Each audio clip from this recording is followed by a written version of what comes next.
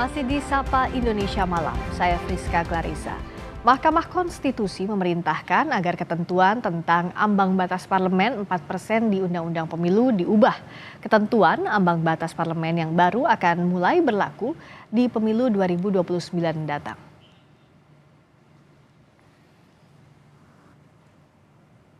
Mahkamah Konstitusi memerintahkan agar ketentuan tentang ambang batas parlemen 4% di UU Pemilu diubah. MK menilai ketentuan ambang batas 4% telah melanggar prinsip kedaulatan rakyat. MK menyerahkan perubahan besaran angka ambang batas parlemen pada lembaga pembentuk undang-undang. Perubahan ambang batas parlemen harus selesai sebelum penyelenggaraan pemilu 2029. Ketentuan ambang batas parlemen 4% tetap berlaku di pemilu 2024. Menyatakan norma pasal 414 ayat 1 Undang-Undang Nomor 7 Tahun 2017 tentang Pemilihan Umum, Lembaga Negara Republik Indonesia tahun 2017 Nomor 182, tambahan Lembaga Negara Republik Indonesia Nomor 6109 adalah konstitusional sepanjang tetap berlaku untuk pemilu DPR 2024 dan konstitusional bersyarat untuk diberlakukan pada pemilu DPR 2029 dan pemilu berikutnya sepanjang telah dilakukan perubahan terhadap norma ambang batas parlemen serta besaran angka atau persentase ambang batas parlemen dengan berpedoman pada persyaratan yang telah ditentukan. Perludem sebagai pemohon dalam gugatan ambang batas parlemen di MK menegaskan tidak meminta ambang batas parlemen ditiadakan atau dihapus. Perludem mengklaim ambang batas parlemen masih diperlukan demi menjaga proporsionalitas sistem pemilu dan menghindari jumlah suara pemilih terbuang lebih banyak. Perludem mengapresiasi putusan MK yang meminta pembuat undang-undang menyusun angka ambang batas parlemen yang rasional.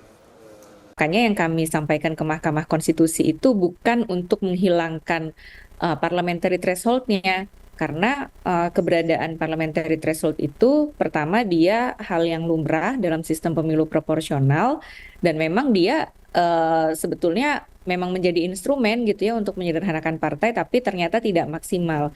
Makanya kita minta sama MK bukan menghilangkan ambang batasnya, tapi dalam menentukan ambang batas itu harus berangkat dari penghitungan yang rasional tadi. Partai Solidaritas Indonesia menyambut gembira putusan MK terkait revisi ambang batas parlemen di Undang-Undang Pemilu. Politisi PSI Ade Armando menyebut angka ideal ambang batas parlemen 2,5%. Kami sebetulnya juga berharap itu bisa diubah aturan minimal 4% tersebut. Karena itu menghambat, ya contohnya PSI lah 2019, saya nggak tahu 2024 ini kami akhirnya tidak jadi masuk ke DPR walaupun beberapa kandidat kami memiliki suara yang sangat tinggi ya, hanya karena terhalang oleh aturan 4% tersebut. Aturan tersebut menurut kami sama sekali tidak layak, tidak diperlukan, dan saya rasa ini lebih memang mencerminkan adanya keinginan dari partai-partai besar. Ya jadi kita menganggap ya taruhlah mau 2,5 atau bahkan lebih rendah dari itu juga sebenarnya adalah sesuatu yang sangat layak ya. Karena memang ya namanya juga demokrasi ya, kita harus membuka ruang seluas-luasnya bagi warga masyarakat Indonesia untuk terlibat dalam pertarungan seperti pileg ya, pemilihan anggota legislatif. Calon Wakil Presiden Pemilu 2024 Mahfud MD menilai pemberlakuan putusan MK soal ambang batas parlemen mulai pemilu 2029 sudah tepat. Menurut Mahfud, putusan MK soal syarat usia Capres-Cawapres seharusnya putusan MK itu juga berlaku mulai pemilu 2029 mendatang. Bagus, memang harus begitu. Berlakunya itu harus di dalam tradisi hukum di seluruh dunia. Kalau ada perubahan aturan yang memberatkan atau menguntungkan seseorang harus pada periode berikutnya. Termasuk misalnya seharusnya usia calon presiden, wakil presiden itu kalau mau berlaku pemilu yang akan datang seharusnya ya. Dan itu sudah disuarakan, tapi waktu itu MK-nya ya begitu memutuskannya. Meskipun itu sebenarnya substansinya putusan itu salah. Ketentuan ambang batas parlemen telah beberapa kali digugat di Mahkamah Konstitusi. Sejak pemilu 2009, sedikitnya ada 6 gugatan ambang batas parlemen ditangani MK. Tim Liputan, Kompas TV.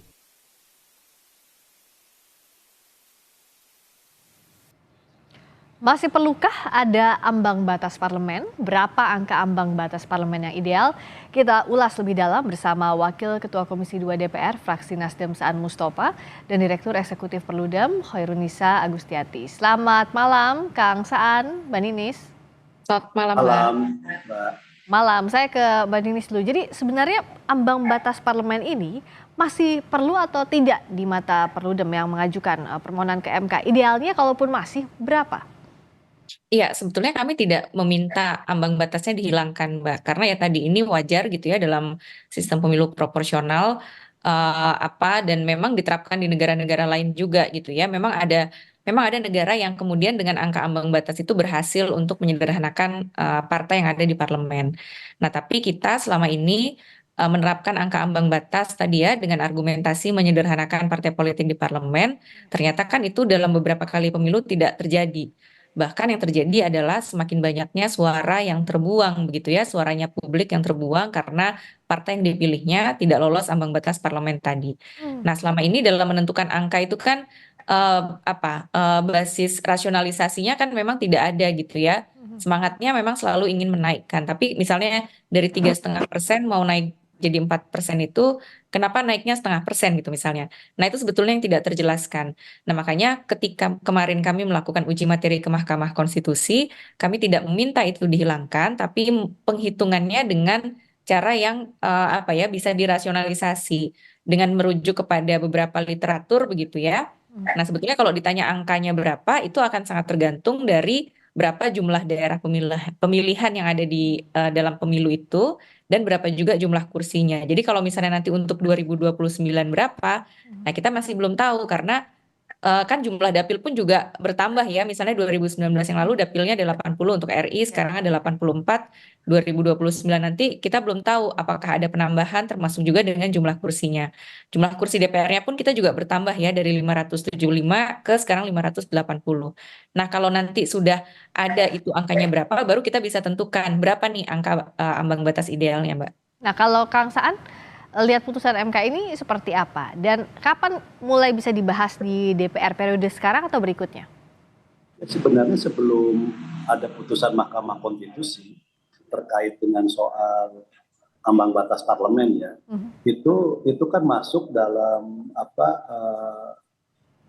rencana waktu itu revisi undang-undang. Artinya gini lah, pada prinsipnya MK itu memerintahkan pembuat undang-undang lain DPR untuk melakukan revisi terhadap Undang-Undang Pemilu, Undang-Undang Nomor 7 2017 kan itu. Ya. Nah, salah satu poin yang direvisi itu adalah terkait dengan ambang batas parlemen atau parlemen threshold kan gitu. Nah, MK tidak menyebut angkanya berapa, bahkan harus 0% enggak. Ya. Tapi dicari rasionalisasi yang rasional yang sepadan dengan sistem proporsionalitas kita kan gitu. Ini yang pertama. Nah, DPR di awal periode juga sudah melakukan itu. Maka perdebatan terkait dengan soal parlemen threshold itu menjadi isu klasik dalam setiap revisi undang-undang pemilu kan. Jadi, nah kenapa ini selalu menjadi isu klasik soal parlemen threshold, soal dapil kan gitu kan. Ya. Ini selalu. Nah, karena ada upaya gini. Ada semangat, sama semangat dengan MK, mungkin juga sama dengan semangatnya Mbak Ninis. Kita ingin antara sistem pemerintahan kita yang presidensial ini sepadan dengan posisi yang ada di parlemen. Jadi jangan sampai ada ungkapan kita sistem presidensial tapi rasa parlementer. Kenapa rasa parlementer? Karena di parlemen itu begitu banyak partai sehingga proses pengambilan keputusan itu mengabaikan sistem pemerintahan kita kan itu. Maka dicarilah upaya-upaya untuk mensejajarkan antara sistem pemerintahan kita dengan kondisi yang ada di parlemen atau dengan sistem kepartaian kita. Maka dari awal reformasi proses ini bergeser. Misalnya dulu di 99 kita mengenal yang namanya electoral threshold.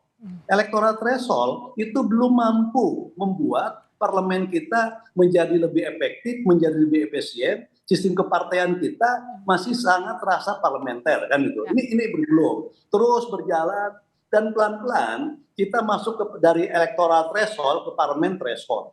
Ke parlemen threshold kan gitu. Nah, pelan-pelan banyak partai yang tidak masuk lolos parlemen. Dulu waktu menggunakan electoral threshold, ada satu partai aja cuma dapat satu anggota DPR, di DPR dia ada. Sehingga dia harus membuat fraksi gabungan.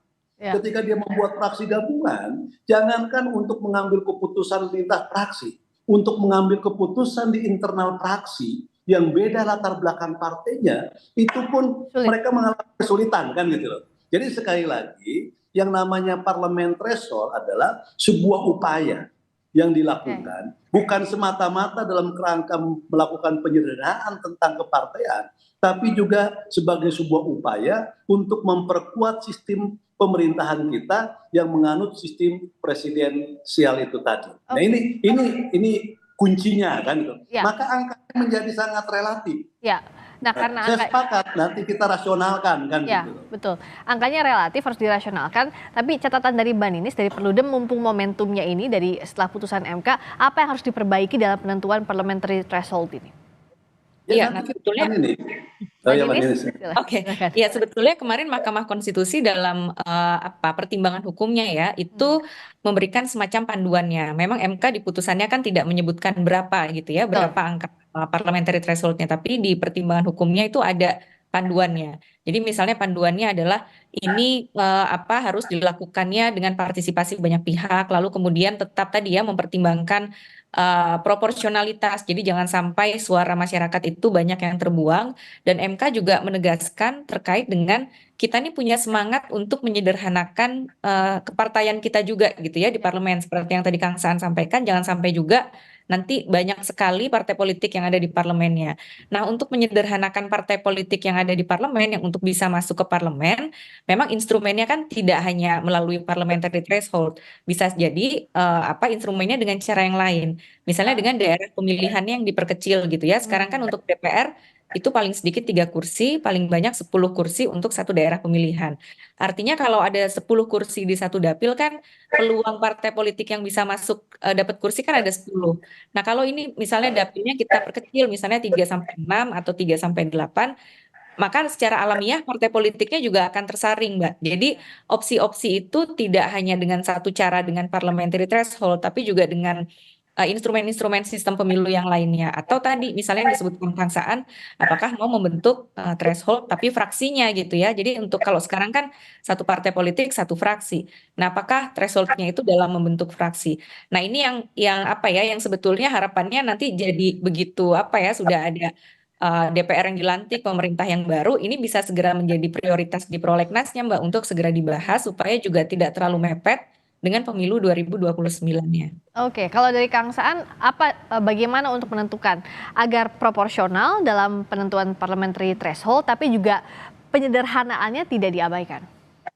Ya, sebenarnya gini, ikhtiar ya untuk melakukan penyederhanaan partai sambil memperkuat sistem pemerintahan kita memang banyak jalan. Parlemen threshold bukan satu-satunya.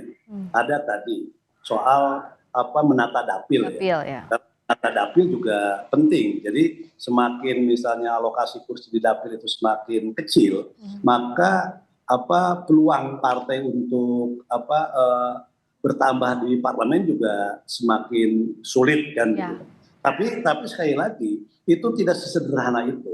Yang paling bisa diterima itu dari semua upaya melakukan penyederhanaan partai itu di soal PT, itu pun masih banyak sekali misalnya perdebatan, dan itu sekali lagi selalu menjadi isu klasik ya dalam setiap pembahasan undang-undang pemilu. Jadi saya termasuk yang sepakat bahwa semangat penyederhanaan partai tetap terjaga dalam memperkuat sistem pemerintahan kita. Yang kedua juga bagaimana ajas proporsionalitasnya juga tetap bisa kita pertahankan.